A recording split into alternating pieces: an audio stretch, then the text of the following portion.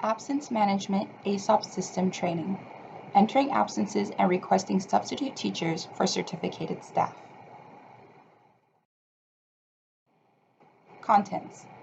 Throughout this training, we will cover the following 9 topics: the purpose of absence management or Aesop system, receiving your login credentials, exploring the home screen, how to enter an absence and request a substitute, viewing scheduled absences, how to edit or delete an absence, viewing past absences, providing substitute feedback, and finally exploring the account tab. Purpose of the absence management system. The system is used for our certificated staff for 2 things. The first is recording absences. We would use the system to submit official absence records for certificated staff, and your time from your leave balances will be docked according to these records. In the system, you could also view a summary of your past absences, but please be sure to check your pay stub or with our payroll department for your actual leave balances, as the absence management system does not record your leave balances. You are also able to view and manage your upcoming absences that are scheduled. The second purpose for the system is to request substitute coverage. Here you could upload lesson plans, seating charts, or other documents for your substitute to see when they pick up your assignment. You could also include notes to the substitute or your administration regarding your absence. You also have an opportunity to leave private feedback regarding the substitute's performance once the assignment has been completed. Receiving login credentials. You should have received an email that looks similar to this in your seq.org email account.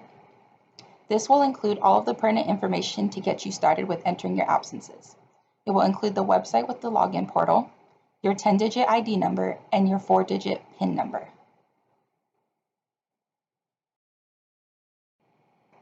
Exploring the home screen. Upon logging into your account, you will see your dashboard or your home screen. To navigate to this page at any time, you will go ahead and click on the blue house icon, which is your home screen button. Next, you'll see a summary of 3 months. These are your calendars where you could see the upcoming absences, close days, and in-service days, indicated by this calendar key here. Blue represents your absences. Peach represents the close days, which would be holidays or any school breaks. And yellow indicates your in-service days, where school is not in session, but teachers are required to report to work. Next, you have your absence tabs, which would be Create Absence, your Scheduled Absences, and your Past Absences. We'll cover these items along later in the training. Next, we have your Notifications tab for you to find any web alerts. Questions, if you click this, you will find the sub-tech contact information, both email and phone number. And if you're ever troubleshooting with using the absence management system, you could click on this frontline support and it will provide you a list of frequently asked questions and some additional trainings. Entering an absence or requesting a sub. To do this, you scroll down to the bottom of your home screen to the Create Absence tab. So again, Aesop is used to record absences and request a substitute if necessary. Be sure to enter these absence requests before the actual absence time. If your report time for work is 8 a.m., you need to ensure that you input the absence prior to 8 a.m. Start by clicking the Create Absence tab. Then go ahead and select your dates by simply clicking on one of the dates listed here on the calendar. Indicate if a sub is required. It will default to yes, but you could also indicate no if, for example, you will be out for an in-service day when a sub is not required. Select an absence reason from the drop-down box, and then select your time that you will actually be absent. You'll notice that there are 2 sets of times here. One is for your actual absence time, and the other is the corresponding substitute report time. You'll notice that there's a 15-minute difference in the start time. The sub will report 15 minutes earlier than when class actually starts. This will allow them an opportunity to check in with the secretary, get their keys, and make their way over to your classroom. An option here for you is to go ahead and include notes to either the administrator or the substitute. Another optional item here is for you to include attached documents. This again may be seating charts or lesson plans that you'd like the sub to view in advance. Finally, click the Create Absence tab. Please ensure that you have a confirmation number after this to ensure that it was successfully submitted. Next, we will go through a demo of actually creating an absence tab here. The first thing we'll do is to select one of our dates. So let's go ahead and set an absence for October. A helpful hint that's listed here is indicating that you could select multiple days individually or click and drag. For example, I could click and drag to select multiple days.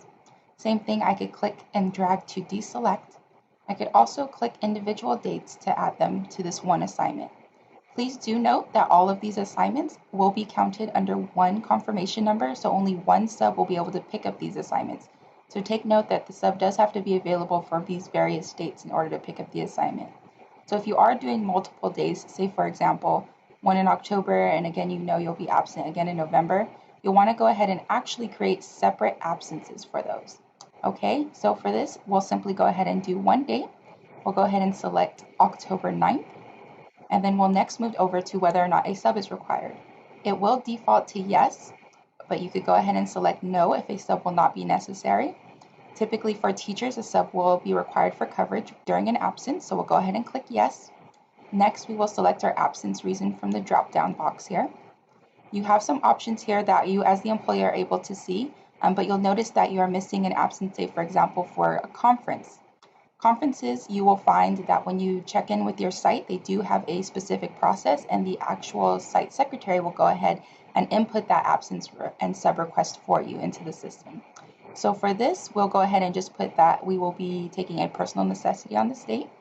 Next, we'll go ahead and indicate the time. You have some options here between full day, half day AM, half day PM, or customizing a specific time. Let's go ahead and just say that we're out for a full day. So this is our absence time here. On the right, you'll see the substitute report time, and it should correspond to your absence time. The only thing that you'll see is different is that the report time automatically includes an additional 15 minutes for the sub to arrive and check in with the secretary and get their keys. If you did need to change for some reason the substitute report time, you'll go ahead and click this little link here. That's going to open up to make it so that you can now edit the substitute report time.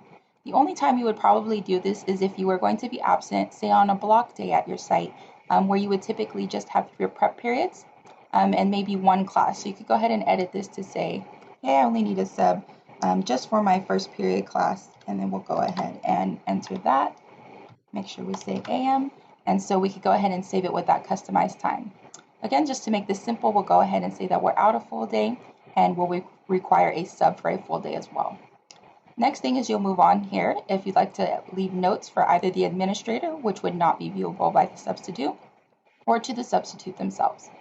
Let's go ahead and leave a note for the substitute. Please see Ms. Smith in room B8 for assistance setting up the lab. So this will be available to the substitute once they pick up the assignment. Next thing here, another optional an optional area here is for you to go ahead and add attachments. Here you could maybe put the seating chart or the lesson plan for the substitute to review in advance. All you have to do is just click and drag one of your documents in here, or once we will get to it, you can also go ahead and create attachments that you have for a period of time that will automatically attach to any assignment that you go ahead and create in the system. At this point, once everything looks correct, we could go ahead and click the green Create Absence button. Now remember, as mentioned before, we do want to wait to make sure that we receive this confirmation number to ensure that the absence was properly recorded. We'll click OK, and then now under our scheduled absences, we see that the absence has been entered for October 9th as personal necessity for a full day. And that's how you create an absence.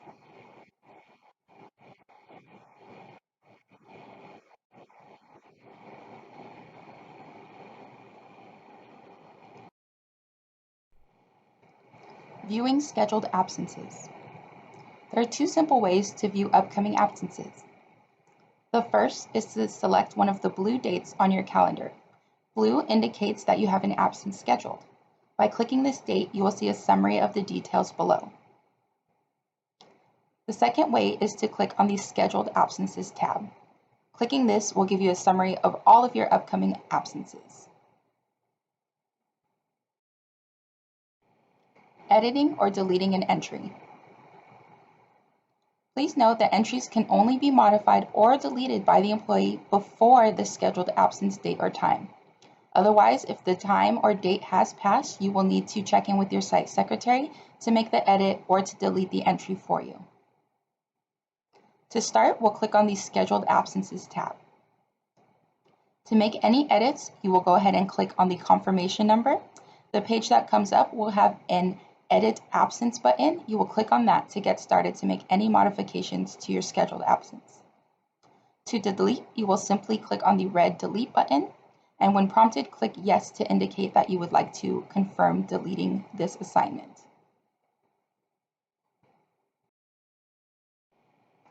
Viewing past absences. To view your past absences, simply click on the Past Absences tab. Again, note, as the employee, you are unable to make any modifications or delete any of your past absences. If you find that there's an error, say for example in the absence reason recorded, please check in with your site secretary so that she may make the modification for you. She can also delete, if necessary, any of your past absences, again if they were entered in error.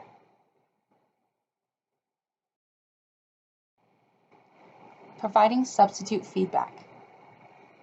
There is an option once a substitute has completed an assignment for you to provide feedback. To start, you can go ahead and click on the Feedback tab. It will provide you with the following options.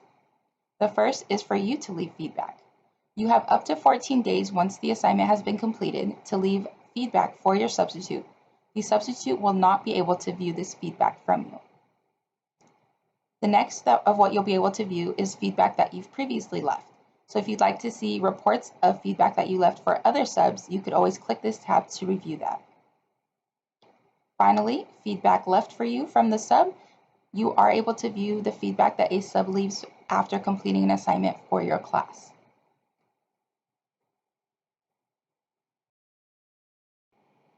Exploring the Account tab.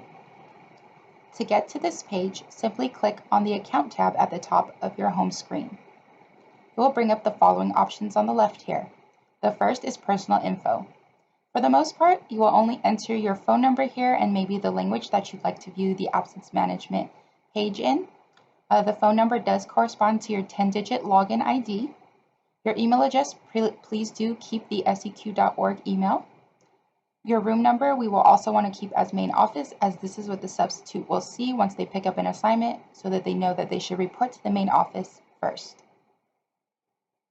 Second is changing your PIN. This is where you are able to change your 4-digit login PIN. You can change it to any 4 digits that you would like. Next is the shared attachments.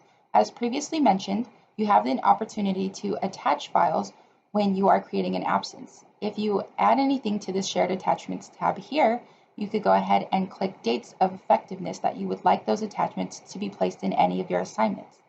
Here, this would prevent you from having to attach to each assignment. Instead, during the effective dates that you set, these attachments will automatically be applied to any assignment that you create. Next is the Preferred Substitutes tab. Once you become familiar with the substitutes, you could select up to 5 preferred subs that would receive advance notification of your absence. This gives them a better chance to pick up your assignment as opposed to other substitutes. However, this does not guarantee that one of your 5 preferred subs will pick up an assignment. Finally, your absence reason balances. Please actually disregard this tab. It is an option that we are not able to remove, but it does not include your leave balances. So again, just simply disregard this. If you do need to find out what your leave balances actually are, please check in with the payroll department or simply view your pay stub. This concludes the absence management training. Your resources here for viewing this training again is to go to our HR website at www.seq.org/HR and click on the Certificated tab. If throughout the year you have any questions regarding the absence management system, please do inquire with your site secretary first. Your site secretaries are very knowledgeable about this system, and if any further assistance is required, your site secretary will go ahead and refer you to the subtech in HR. The substitute teacher staffing technician contact information is listed below.